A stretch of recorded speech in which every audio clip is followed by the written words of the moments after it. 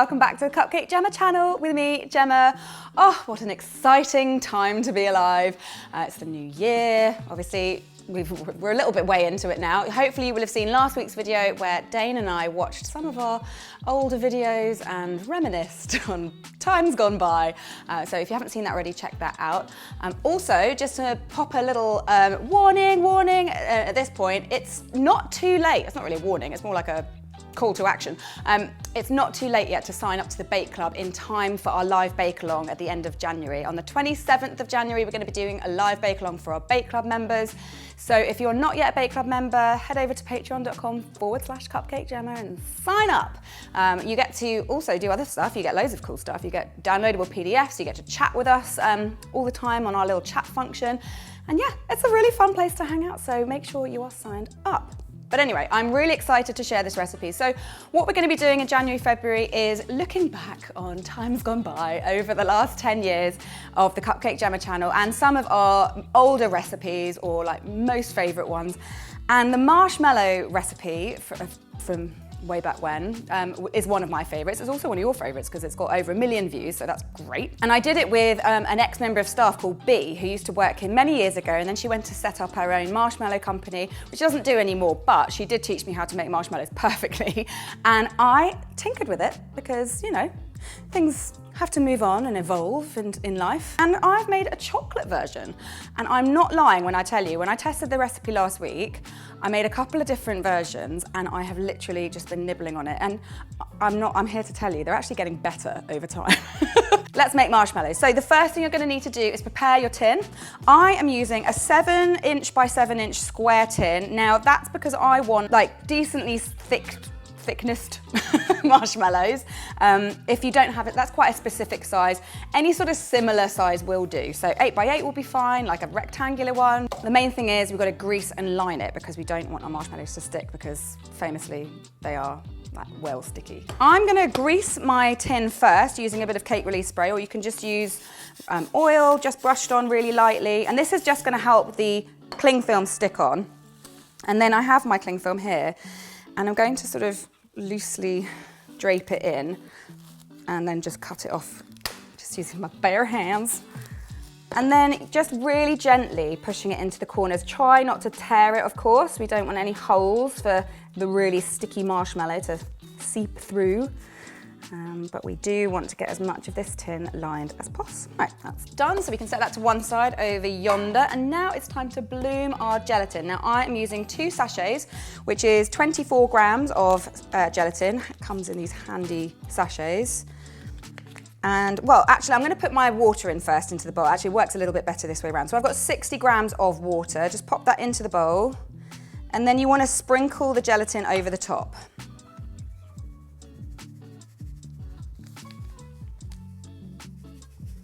And then just with the end of a spoon, just give it a little wiggle around just to make sure that all the gelatin is absorbing the water. So I'm just gonna set that to one side for 5 minutes to let the gelatin bloom and do its thing. And meanwhile, you know, so we're not just hanging around, wasting time, I'm gonna get my dusting powder ready. You'll probably notice all marshmallows have a kind of dusty powder. It literally does what it says on the tin, all around it. That is because, as previously discussed, marshmallows are incredibly sticky, so you don't want to allow them to get up close and personal and all stuck together, so you have to toss them in this powdery stuff. Normally it's icing sugar or a mixture of icing sugar and cocoa powder, but because these, hang on, did I say cocoa powder? I meant cornflour.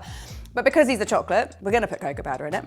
So it's really simple. I'm going to put 100 grams of icing sugar through a sieve, along with 50 grams of cocoa powder and 50 grams of corn flour. And then just shuffle that through. And then just to make sure it's all really nicely mixed together, just give it a little whisk, just to really, really, well, I mean, mix it together, literally just do what I told you to. Mix it.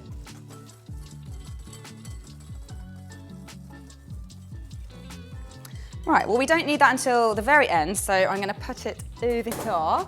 And my gelatin's still got a little blooming to do. So I'm gonna start my sugar syrup, and it's really, really simple. I have a medium-sized pan here. I'm gonna put 100 grams of water, 200 grams of caster sugar, and then 90 grams of liquid glucose. That is the mega, mega sticky stuff. It's always so difficult. Then put it over a medium heat and let that bubble away. In the meantime, you can melt your gelatin. So I'm just gonna put that into the microwave for 30 seconds until it liquefies. Once it's a liquid, I'm gonna put it into the bowl of my big stand mixer with the balloon whisk attachment and add 90 grams of golden syrup. And then just set that on the lowest speed possible just to keep it moving while your sugar syrup finishes. And when it reaches 112 to 115 degrees Celsius, you've got to take it off the heat and then pour it really slowly into the mixer. Just down the side of the bowl, not on the whisk, just to make sure it doesn't flip up anywhere. Well, even though it's going around slowly, it's still safer to do that. So just turn that up to a medium speed, and it wants to do its thing for a minute or two. Meanwhile, over here, I'm gonna make the chocolate paste. So this is really simple. I'm putting it on a scale because I need to measure my water. So I have 50 grams of cocoa powder I'm gonna pop in. And just to bring out the flavors, I'm gonna put a 1/4 teaspoon of salt and also a 1/4 teaspoon of coffee granules, but you don't have to do that if you're funny about that. I'm also gonna add 1 teaspoon of good quality vanilla extract, and then last but not least, 70 grams of just boiled water. And then just using a spatula, you can just mix that all together. It will become like a nice thick ganache consistency. So just mix it until it's all really smooth. So after a minute or two, you can see that it's gone completely opaque, but it still dribbles off the whisk at this point. So this is a good point to put your chocolate paste in. So I'm just gonna dump it in. And then just get that mixing again, but this time on a really high speed, maybe even the highest speed that your mixer goes. And because unlike regular marshmallows, it actually only takes about 5 minutes at this point. But because we've got a whole load of other stuff, we've got a lot more water in there than normal and cocoa powder, it takes a bit longer to whip up. I would say between 15 and 20 minutes on a high speed. So put your feet up, get yourself a cup of cocoa. Why not? A cup of cocoa would be good. And then you can put these marshmallows in it afterwards. Woohoo!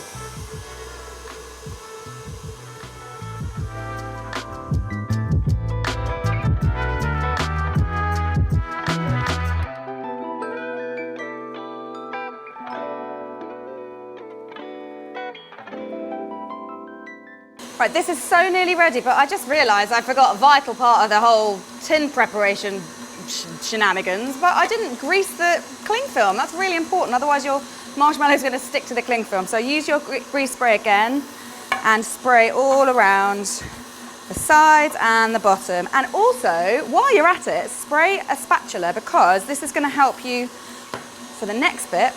So I think my marshmallow's ready. So it's not going to be stiff like a regular vanilla marshmallow, but what you're looking for, it will ribbon on the top and it will stay for quite a few seconds. So this is nice. It's gone quite a light colour. I reckon we're good to go. Just pour that all out into your tin, and it will obviously, it's still quite sort of liquidy, so it will level itself out. You don't need to level it with a palette knife or anything, but do make sure you get all of it with your spatula. Just give the tin a little bang on the worktop just to get rid of any of the bigger bubbles in there. And then you need to leave that for 5 or 10 minutes just so that the top becomes a little bit tacky. And once it's at that stage, you can sprinkle some of your dust onto the top. So you want to be quite generous with this. I'm just doing it with a spoon. Cover the entire surface of the marshmallow. You do need to wait for marshmallows to set completely. At the very, very, very minimum, 4 hours. But ideally, you want to do that overnight. Not today, because I made one earlier, guys. Oh. And it's been sitting with its dust on the top. I'm going to get rid of that because that's going to make a horrendous mess when I take it out of the tin. And I'm going to just lift this out of the tin. It comes out quite easily because we've greased everything. Here we go, here we go. Now I'm gonna just turn that upside down. So watch out, Dane. Poof. And I am going to cut this into squares. Now I have a sharp knife here and I've got some boiling water in there. And I'm just going to slice this into kind of cubes.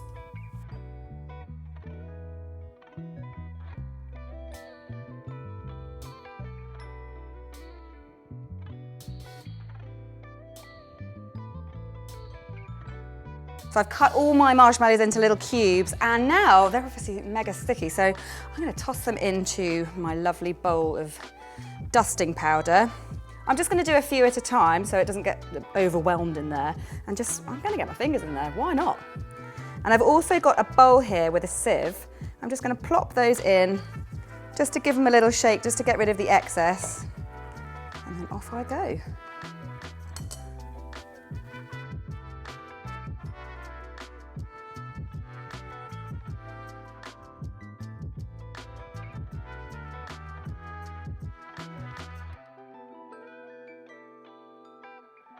I'm so happy these are ready because I cannot get enough of them. I hope you're gonna enjoy them as much as me.